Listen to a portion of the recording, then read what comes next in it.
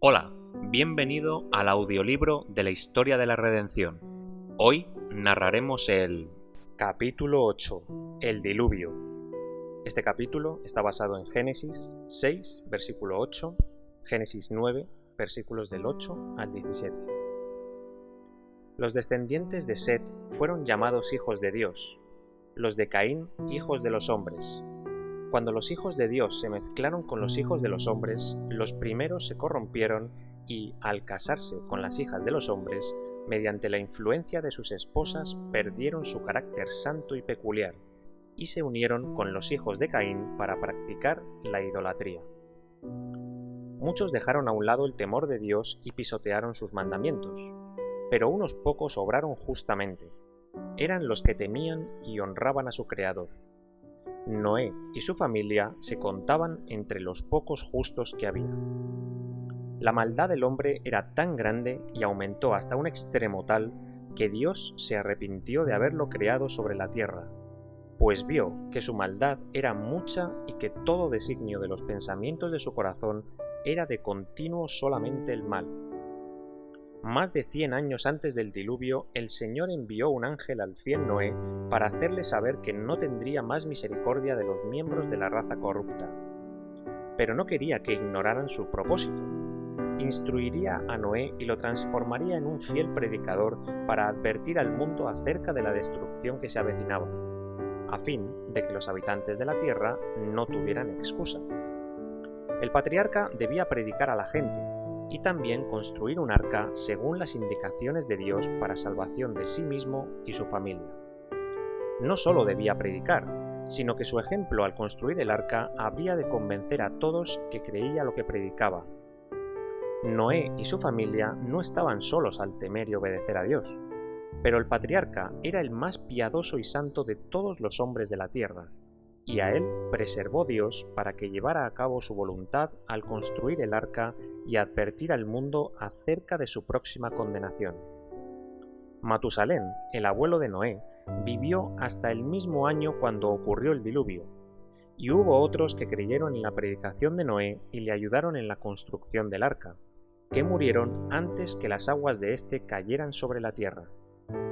Noé condenó al mundo por su predicación y su ejemplo al construir el arca. Dios dio a todos la oportunidad de arrepentirse y volverse a él, pero no creyeron en la predicación de Noé. Se burlaron de sus advertencias y ridiculizaron la construcción de aquel inmenso navío sobre tierra seca. Los esfuerzos del patriarca para reformar a sus congéneres no tuvieron éxito. Por más de 100 años perseveró en sus intentos por conducir a los hombres al arrepentimiento y a Dios. Cada golpe que se daba en el arca equivalía a una predicación. Noé dirigía, predicaba y trabajaba mientras la gente lo contemplaba con asombro y lo consideraba fanático. La construcción del arca. Dios le dio las dimensiones exactas del arca e indicaciones definidas con respecto a cada detalle de la construcción.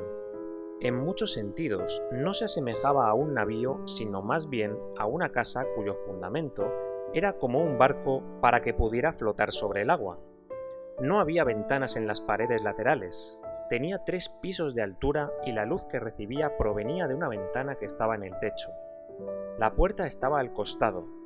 Los diferentes compartimentos preparados para recibir a los animales estaban construidos de tal manera que la ventana superior los iluminaba a todos.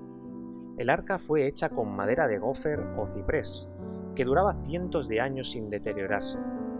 Era una construcción de gran resistencia, que la sabiduría del hombre no podía inventar. Dios fue el arquitecto y Noé su maestro constructor. Después que el patriarca hizo todo lo que pudo para que cada porción de la obra estuviera bien hecha, era imposible que ésta, por sí misma, pudiera resistir la violencia de la tormenta que Dios en su ira desataría sobre la tierra. La tarea de completar la construcción fue un proceso lento. Cada tabla fue ajustada cuidadosamente, y todas sus junturas calafateadas con brea. Todo lo que el hombre podía hacer se hizo para que la obra fuera perfecta.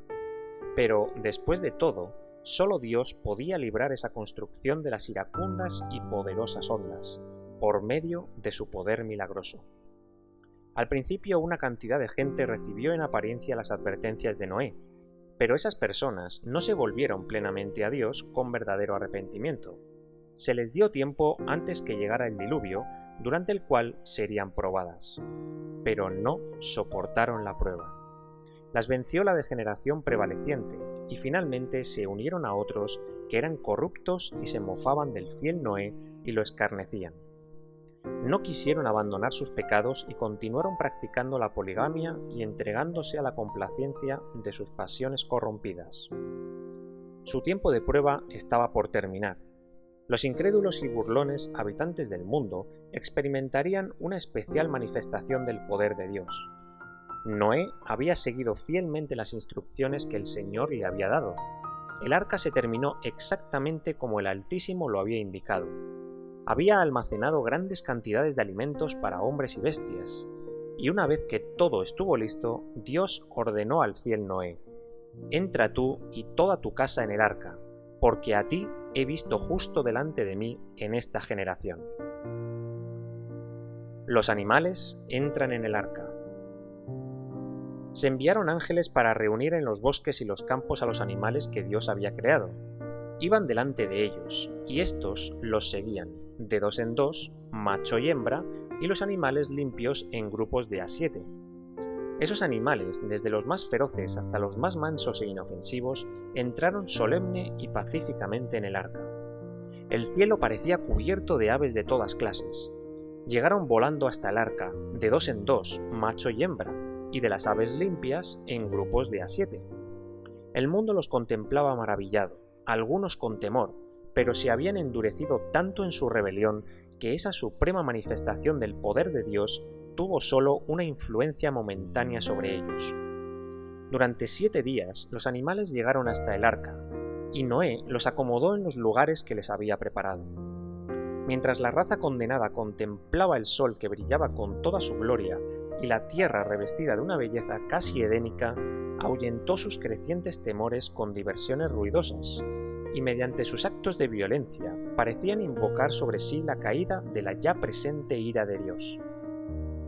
Todo estaba listo entonces para cerrar el arca, cosa que Noé no podía hacer desde su interior. La mofadora multitud vio a un ángel que descendió del cielo revestido de un resplandor semejante al de un relámpago. Cerró la maciza puerta exterior y emprendió de nuevo su viaje rumbo al cielo. La familia de Noé estuvo 7 días en el arca antes que la lluvia comenzara a descender sobre la tierra. En ese tiempo se prepararon para su larga permanencia en ella mientras las aguas cubrieran la tierra. Fueron días de blasfemas diversiones para la multitud incrédula. Puesto que la profecía de Noé no se cumplió inmediatamente después de su entrada en el arca, ésta creía que el patriarca estaba engañado y que era imposible que el mundo pudiera ser destruido por un diluvio. Antes de eso no había habido lluvia sobre la tierra. Una especie de vapor surgía de las aguas, que Dios hacía descender de noche como rocío, para revitalizar la vegetación y hacerla florecer. A pesar de la solemne demostración del poder de Dios que habían contemplado, de la inusitada presencia de los animales que venían de los bosques y los campos en dirección del arca, del ángel de Dios que descendió del cielo revestido de luz y terrible majestad para cerrar la puerta, los impíos endurecieron su corazón y continuaron divirtiéndose y mofándose de las manifestaciones del poder divino. Se desata la tempestad. Pero al 8º día los cielos se oscurecieron. El rugido del trueno y el vívido resplandor de los relámpagos comenzaron a aterrorizar a hombres y animales. Desde las nubes la lluvia descendía sobre ellos. Era algo que no habían visto antes y sus corazones comenzaron a desfallecer de temor. Los animales iban de un lado al otro presas de salvaje terror, y sus alaridos discordantes parecían un lamento que preanunciaba su propio destino y la suerte de los hombres. La tormenta aumentó en violencia hasta que las aguas parecían descender del cielo como tremendas cataratas. Los ríos se salieron de madre y las aguas inundaron los valles. Los fundamentos del abismo también se rompieron. Chorros de agua surgían de la tierra con fuerza indescriptible, arrojando rocas macizas a cientos de metros de altura, para luego caer y sepultarse en las profundidades de la tierra. La gente vio primero la destrucción de las obras de sus manos. Sus espléndidos edificios, sus jardines y huertas tan hermosamente arreglados, donde habían ubicado sus ídolos, fueron destruidos por rayos del cielo. Sus ruinas se esparcieron por todas partes. Habían erigido altares en los bosques consagrados a sus imágenes, en los cuales habían ofrecido sacrificios humanos. Lo que Dios detestaba fue destruido ante ellos por la ira divina, y temblaron ante el poder del Dios viviente, hacedor de los cielos y la tierra, y se les hizo saber que sus abominaciones y horribles sacrificios idolátricos habían acarreado su destrucción. La violencia de la tormenta aumentó, y entre la furia de los elementos se escuchaban los lamentos de la gente que había despreciado la autoridad de Dios. Árboles, edificios, rocas y tierra salían disparados en todas direcciones. El terror de hombres y animales era indescriptible. El mismo Satanás, obligado a permanecer en medio de la furia de los elementos, temió por su vida. Se había deleitado al dirigir a esa raza tan poderosa y quería que viviera para poner en práctica por medio de ella sus abominaciones y aumentar su rebelión contra el Dios del cielo. Profería imprecaciones contra Dios acusándolo de injusticia y crueldad. Mucha gente como Satanás blasfemaba contra el Señor, y si hubieran podido llevar a cabo los propósitos de su rebelión, lo hubieran expulsado de su trono de justicia. Mientras muchos blasfemaban y maldecían a su Creador, otros, con frenético temor, extendían las manos hacia el arca y rogaban que se los dejara entrar. Pero eso ya era imposible. Dios había cerrado la puerta, la única entrada, y dejó a Noé adentro y a los impíos afuera. Solo él podía abrir la puerta. El temor y el arrepentimiento de esta gente ocurrieron demasiado tarde. Tuvieron que reconocer que había un Dios viviente más poderoso que el hombre, a quien habían desafiado y contra quien habían blasfemado. Lo invocaron fervorosamente, pero el oído divino estaba cerrado a sus clamores. Algunos, desesperados, trataron de entrar a la fuerza en el arca, pero esa firme estructura resistió todos sus embates. Otros se aferraron a ella hasta que los arrebató la furia de la corriente o las rocas y los árboles que volaban en todas direcciones. Los que habían despreciado las advertencias de Noé y habían ridiculizado al fiel predicador de la justicia, se arrepintieron demasiado tarde de la incredulidad. El arca se sacudía y se agitaba vigorosamente. Los animales que estaban dentro de ella expresaban mediante diferentes sonidos su temor descontrolado. Sin embargo, en medio de la furia de los elementos, la elevación del nivel de las aguas y las violentas arremetidas de árboles y rocas, el arca avanzaba con seguridad. Algunos ángeles sumamente fuertes la guiaban y la protegían de todo peligro. Su preservación a cada instante de esa terrible tempestad de 40 días y 40 noches fue un milagro del Todopoderoso. Los animales amenazados por la tempestad acudieron a los hombres, pues preferían estar cerca de los seres humanos como si esperaran que ellos los auxiliaran. Algunos ataron a sus hijos a fuertes animales, e hicieron otro tanto consigo mismos, pues sabían que éstos lucharían por su vida, y treparían a las cumbres más altas para huir de las aguas que subían. La tempestad no moderó su furia, sin embargo, las aguas, en cambio, aumentaron de nivel más rápidamente que al principio. Algunos se ataron a altos árboles ubicados en las cumbres más elevadas de la tierra, pero estos fueron desarraigados y lanzados con violencia por el aire como si alguien los hubiera arrojado con furia junto con piedras y lodo, sobre las olas que avanzaban y bullían. Sobre esas cumbres seres humanos y bestias luchaban por conservar su posición, hasta que todos fueron arrojados a las espumosas aguas que casi llegaban a esos lugares. Por fin, esas cimas fueron alcanzadas también, y los hombres y los animales que se hallaban allí perecieron por igual, arrastrados por las aguas del diluvio. Noé y su familia observaban ansiosamente el descenso de las aguas. El patriarca deseaba salir y pisar tierra firme nuevamente. Envió un cuervo que salió del arca y volvió. No recibió la información que deseaba, y entonces envió una paloma, la cual, al no encontrar dónde posarse, regresó al arca. Después de 7 días soltó de nuevo una paloma, y cuando vieron la rama de olivo en su pico, los 8 miembros de la familia se regocijaron mucho, pues habían estado por largo tiempo en el arca. Nuevamente descendió un ángel y abrió la puerta. Noé podía sacar la parte superior, pero no podía abrir lo que Dios había cerrado. El Señor habló con Noé por medio del ángel que abrió la puerta, y ordenó a su familia que saliera del arca con todos los seres vivientes que había en ella. El sacrificio de Noé y la promesa de Dios.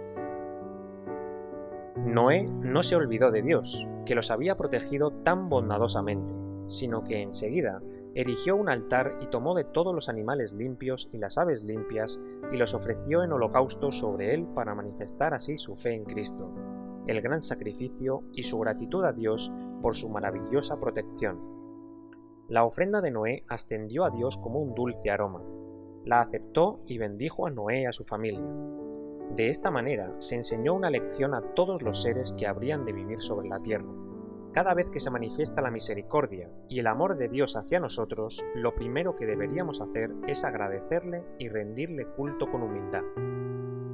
Y para que el hombre no se atemorizara cuando viera agolparse las nubes y cuando lloviera, y para que no estuviera constantemente afligido con el temor de otro diluvio, Dios bondadosamente animó a la familia de Noé mediante una promesa. Estableceré mi pacto con vosotros y no exterminaré ya más toda carne con aguas de diluvio, ni habrá más diluvio para destruir la tierra. Y dijo Dios, esta es la señal del pacto que yo establezco entre mí y vosotros y todo ser viviente que está con vosotros por siglos perpetuos. Mi arco he puesto en las nubes, el cual será por señal del pacto entre mí y la tierra. Y sucederá que cuando haga venir nubes sobre la tierra, se dejará ver entonces mi arco en las nubes. Estará el arco en las nubes y lo veré, y me acordaré del pacto perpetuo entre Dios y todo ser viviente, con toda carne que hay sobre la tierra. ¡Qué condescendencia de parte de Dios! ¡Qué compasión con el hombre falible fue poner el hermoso y multicolor arco iris en las nubes como prueba del pacto del gran Dios con el hombre! Ese arco debía manifestar a todas las generaciones el hecho de que Dios destruyó a los habitantes de la tierra mediante un diluvio a causa de su gran maldad. Era su propósito que cuando los niños de las generaciones sucesivas lo vieran en las nubes y preguntaran por qué se extendía por los cielos ese magnífico arco, sus padres se refirieran a la destrucción del mundo antiguo por medio del diluvio, porque la gente se había entregado a toda clase de impiedad, y las manos del Altísimo le habían dado forma y lo habían colocado en el cielo como señal de que Dios nunca más enviaría las aguas de un diluvio sobre la tierra. Ese símbolo que aparece en las nubes debe confirmar la fe de todos y afianzar su confianza en Dios, pues es una prueba de la misericordia y la bondad divinas hacia el hombre, y que aunque el Señor se vio obligado a destruir la tierra por medio del diluvio, su misericordia sigue envolviendo el planeta. Dios dijo que se acordaría del hombre cuando viera el arco en las nubes. No debemos entender que alguna vez se iba a olvidar de él. No. Lo que ocurre es que habla con el hombre en su propio idioma, para que éste lo pueda comprender mejor.